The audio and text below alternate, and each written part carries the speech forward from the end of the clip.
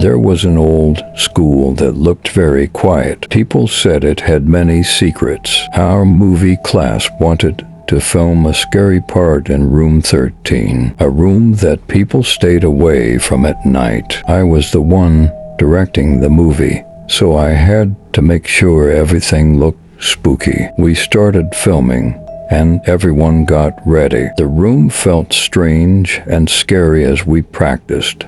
A ghost coming out of nowhere, a door making noise, and a scary knocking sound. I went to check the hallway by myself. The lights were not steady, and it made me think I would see someone, but there was no one there, just a cold floor and the sound of air moving far away. When I came back, Sarah, who was acting as the ghost, seemed different. Her eyes were shining in a weird way, and she was acting really well. She closed the door just like we had planned in the movie. We knocked on the door 3 times, feeling scared. I said in a low voice, "Say it," and my heart was beating fast. But when the door opened, it wasn't Sarah.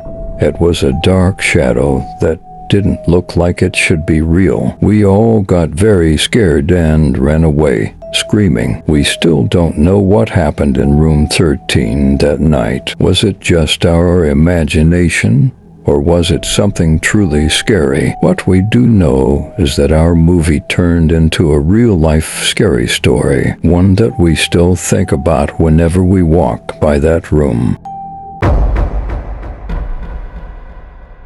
The school bell's echo faded, leaving silence in its wake. I was alone, the last to leave after afternoon classes. A quick stop at the comfort room seemed routine until a soft, mournful cry pierced the stillness. It was coming from inside, yet the stalls whispered emptiness. I stood frozen, the sound growing louder, closer. It was as if the walls themselves were weeping. With every step I took, the crying followed, a ghostly lament that seemed to cling to my shadow. I fled, the cries haunting my steps, until the school gates promised safety. But safety was an illusion. The next morning, whispers of a white lady seen in the night sent shivers down my spine. They spoke of her terrors, her searching eyes. Had she been the one crying? Was she still there,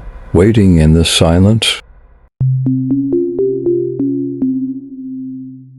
I was recording a training video at the hospital when the lights started flickering. Mid-sentence, a loud noise startled me. The cabinet had slammed shut on its own. My friend who was filming and I ran out, our hearts racing. We couldn't just leave it at that. We set up a CCTV camera to catch whatever was happening. That night, we watched the footage in disbelief. Smoke filled the room from nowhere, and the fan turned on by itself. But the worst part was the dark hand we saw in the cabinet. I couldn't sleep in my room after that. I stayed with my brother, too scared to be alone. My mom sensed something was wrong. She blessed my room with holy water and burned incense, trying to protect us. In an interview, I shared my theory. It all started after my boyfriend tried to save someone from a fire. He couldn't, and the person died right before our eyes. I think that's when the ghost started haunting us, following him to our house, to my room. Now I'm trying to find peace, hoping the spirit will find rest too.